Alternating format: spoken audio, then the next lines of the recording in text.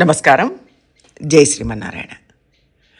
సామాజిక హింసను మీడియాలో చూపించడం సబబేనా? చూద్దాం. ఈ రోజుల్లో నాటకం, సినిమా, టీవీ సీరియల్స్ చాలా ప్రసిద్ధమైనవి. దాదాపు అందరూ చూస్తారు. అందులో ఒకవైపు వార్తలు వస్తుంటాయి, వీటిలో దాదాపు వాస్తవాలే చెప్పాల్సి ఉంటుంది. నిత్య జీవితంలో జరిగిన సంఘటనలు చూపిస్తూ ఉంటారు. సమాజంలో ఏది సరిగా జరగట్లేదు, లోపం జరుగుతూ ఉంది, వాస్తవమే. అందుకే దాన్ని అలాగే నాటకాల్లో, సినిమాల్లో చూపించవచ్చా?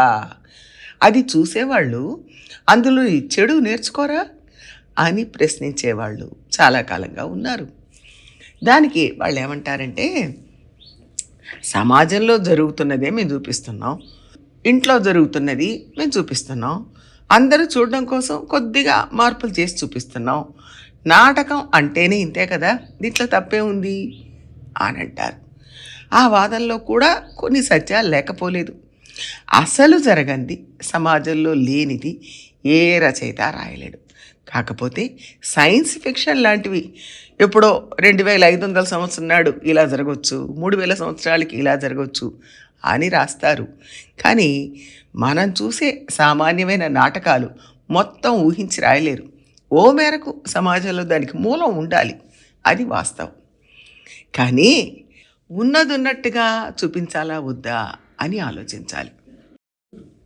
ఉదాహరణకు, ఎవరో ఒకరిని చంపారు, దాన్ని అలాగే చూపిస్తారా? దాన్ని కాస్త విస్తారంగా అదే సంఘటనను చూపిస్తారా అనేది ప్రశ్న. ఏదో ఒక దేశంలో వర్షాభావం వల్ల లేక అనేక కారణాల వల్ల దరిద్రం అనుభవిస్తూ ఉండొచ్చు, దాన్ని ఉన్నట్టుగా చూపించాలా అనేది ప్రశ్న. అలా ఏ విషయాన్నైనా కొంచెం రేఖామాత్రంగా చూపించాల్సిన వాళ్ళు చూపించవచ్చా, లేక మొత్తం ఉన్నట్టుగా చూపించాలా అనేది ప్రశ్న. అలా చూపిస్తేనే కదా అక్కడ అంతా దరిద్రం ఉందని తెలుస్తుంది. అది సామాజిక సమస్య కదా, దాన్ని ఇలా చూపిస్తే దాని పరిష్కారం దొరుకుతుంది అనొచ్చు. కానీ అంత హృదయ విదారకంగా చూపించాల్సిన అవసరం లేదనే వాళ్ళు కూడా ఉన్నారు. అలాగే పిల్లలు కొన్ని చూడవచ్చు, కొన్ని చూడకూడదు అని ఉంది.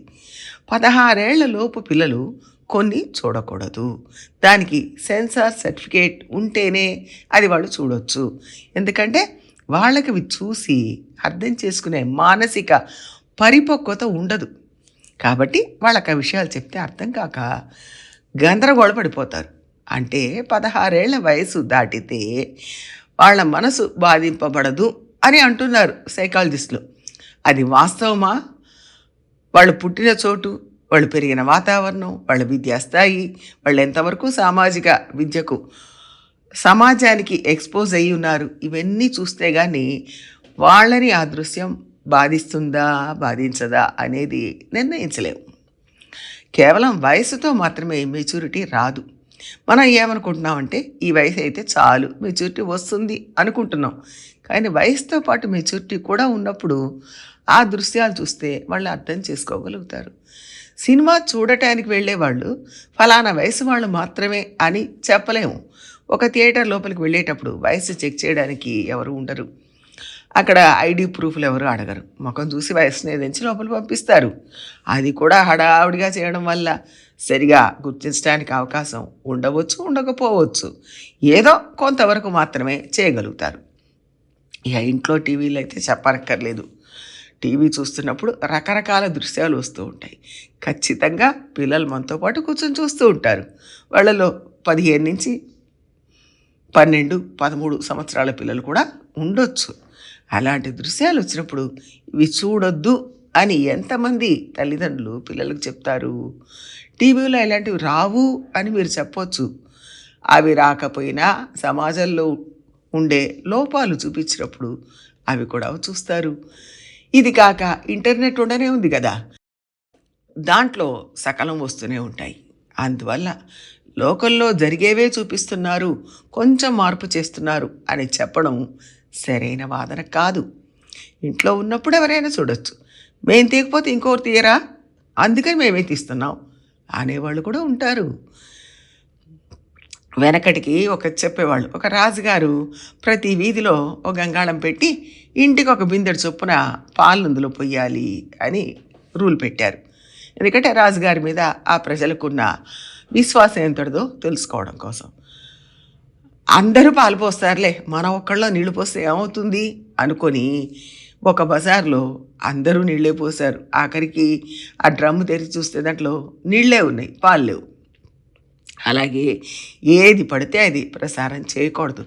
అందరూ చేస్తున్నారు, మేము చేస్తే తప్ప మాకు మాత్రం పేరు రావద్దా అని అనుకోవద్దు. పేరు కోసం, డబ్బు కోసం ఏది పడితే అది చూపించకూడదు. పురాణాల్లో, ఆధ్యాత్మిక ఉపన్యాసాల్లో కూడా కొన్ని కొన్ని కథలు, కొన్ని సంఘటనలు అందరూ అర్థం చేసుకోలేరు. అలాంటిది ఎవరూ ఉపన్యాసంలో చెప్పరు. అలాంటి కథను వీలైనంత వరకు స్పృశించకుండా ఉంటారు. అవి చెప్తే ఇంకా ఎక్కువ మంది శ్రోతలు రావచ్చు. అందుకోసం అవి చెప్పలేము, చెప్పకూడదు. ఒక ఉపన్యాసం జరుగుతుందంటే పిల్లల్ని కూడా తీసుకొస్తారు అక్కడికి. వాళ్ళు కూడా ఆత్మ గురించి, పరమాత్మ గురించి తెలుసుకోవాలి అని తల్లిదండ్రులు కోరుకుంటారు. అప్పుడు అర్థం కాని విషయాలు చెప్తే పిల్లలు బాధింపబడతారు.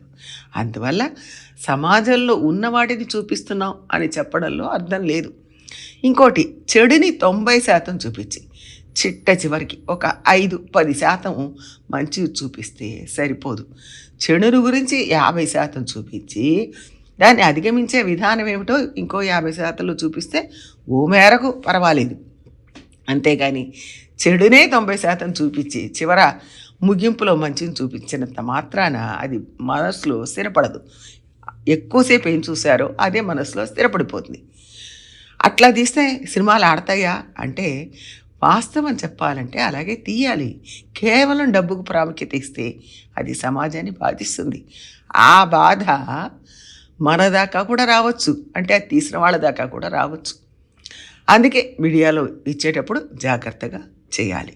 జరిగిందే చూపిస్తున్నాం, మాట్లాడే భాషనే వినిపిస్తున్నాం, సహజంగా ఉండాలని అలా తీసాం అని సమాజంలో ఆమోదయోగ్యం కాని సన్నివేశాలను చూపించడం, అలాంటి భాషను మాట్లాడడం సరైన పద్ధతి కాదు.